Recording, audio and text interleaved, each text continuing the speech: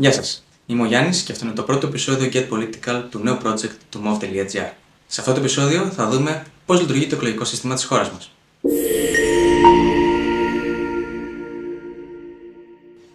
Το εκλογικό σύστημα της χώρας μας βασίζεται στην αρχή της αντιπροσωπευτικής δημοκρατίας. Στη χώρα μας, το εκλογικό σύστημα που έχουμε είναι η ενισχυμένη αναλογική, η οποία ίσχυε μέχρι το 2016, όπου άλλαξε, γίνανε οι εκλογές του Μαΐου του 2023 με απλή αναλογική και ξανά άλλαξε ενισχυμένη αναλογική, με το οποίο έγιναν οι εκλογές του Ιουνίου του 2023.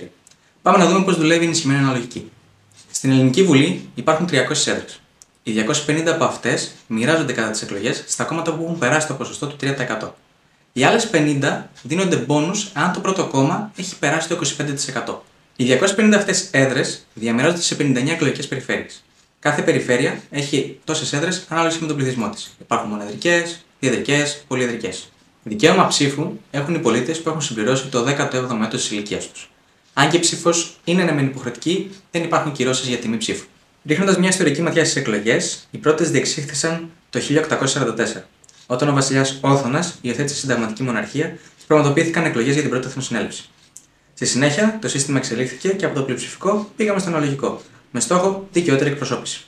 Το 1981, με την άνοδο του Πασόκ, το εκλογικό σύστημα διαμορφώθηκε σε αναλογικότερο πλαίσιο, διασφαλίζοντας καλύτερη αντιπροσώπευση των μικρότερων κομμάτων. Μετά την ανακοίνωση των αποτελεσμάτων, το κόμμα το οποίο έχει συμπληρώσει 151 έδρες ή και περισσότερες γίνεται αυτοδύναμη κυβέρνηση. Αν όμως το πρώτο κόμμα δεν συμπληρώνει 151 έδρες, τότε ο πρόεδρος της Δημοκρατίας δίνει εντολή σχηματισμού κυβέρνηση στο πρώτο κόμμα, και αν αυτό δεν κάνει κυβέρνηση, τότε στο δεύτερο, τρίτο, τέταρτο, πέμπτο και ούτω καθεξής. Αν κανένα δεν καταφέρει να κάνει κυβέρνηση, τότε προκυρήσονται νέες εκλογές. Αυτό λοιπόν ήταν το πρώτο επεισόδιο του Get Political. Μείνετε συντονισμένοι κάνοντας εγγραφή και πατώντας και το καμπανάκι για ειδοποιήσεις και τα λέμε στο επόμενο επεισόδιο. Γεια σας.